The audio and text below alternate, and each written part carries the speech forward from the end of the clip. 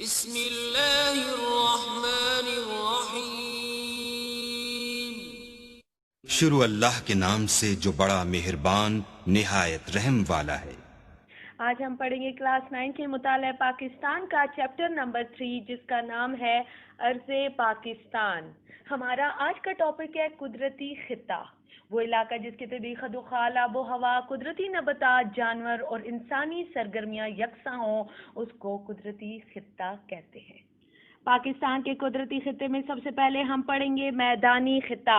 میدانی خطہ انسانی آبادی کے اعتبار سے بہت اہم ہوتا ہے کیونکہ یہاں کاشتکاری، آمد رفت اور روزگار کے ذرائع ہوتے ہیں۔ یہی وجہ ہے کہ آبادی کا زیادہ حصہ اس خطے میں آباد ہے۔ اس خطے میں پنجاب اور سندھ کے علاقے شامل ہیں۔ پاکستان کے قابل کاشت رقبے کا 80% حصہ اس خطے میں ہے۔ یہاں اہم دریاؤں کی وجہ سے گندم، چاول اور کپاس اور گنے کی فصلیں کاشت کی جاتی ہیں۔ اس خطے میں بہترین نہری نظام بھی موجود ہے۔ اس خطے میں پاکستان کے بڑے بڑے شہر حیدرآباد، سکھر، فیصل آباد، گوجرانوالہ اور لاہور وغیرہ ہیں۔ بڑی صنعتیں اور کارخانے بھی اسی خطے میں موجود ہیں۔ اب ہم پڑھیں گے صحرائی خطہ۔ صحرائی خطوں میں بارشیں بہت کم ہوتی ہیں، اگرچہ صحرائی خطہ بھی میدانی علاقے میں آتا ہے، لیکن بنجر ہونے کی وجہ سے یہاں کے حالات میدانوں سے مختلف ہوتے ہیں، اس لیے ان کو صحرا کہا جاتا ہے۔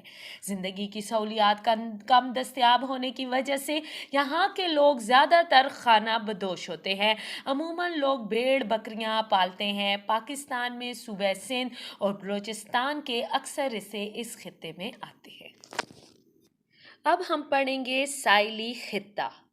سمندر کے موجودہ علاقے کو ساحلی خطہ کہا جاتا ہے۔ پاکستان کا جنوبی علاقہ جس میں دریائے سندھ کا ڈیلٹا، کراچی کا ساحل اور مکران کا ساحل آتے ہیں، ساحلی خطہ کہلاتا ہے۔ اس خطے میں سمندر سے آنے والی ہوائیں درجہ حرارت کو معتدل رکھتی ہیں، اس لیے یہ علاقہ نہ زیادہ سرد ہوتا ہے اور نہ زیادہ گرم ہوتا ہے۔ کیونکہ یہاں زمین کی ڈھلوان کم ہے، اس لیے یہاں دلدلی علاقے بھی پائے جاتے ہیں۔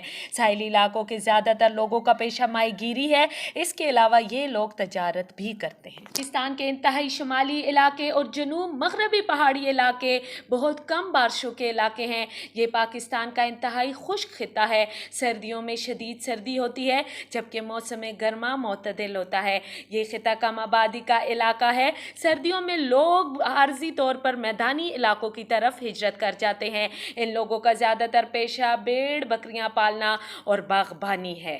اس خطے میں پیر پنجال، کوئی ہندوکش اور کوئی سفید کے کچھ حصے اس خطے میں شامل ہیں۔ مری، سوات، ایبٹ آباد اور پاڑا چنار کے علاقے بھی اس خطے میں واقع ہیں۔ ان علاقوں میں زیادہ تر بارشیں ہوتی ہیں، اس لیے یہاں ہر قسم کے جنگلات پائے جاتے ہیں۔ اس خطے میں واقع خوبصورت وادیاں سیاحوں کے لیے کشش کا باعث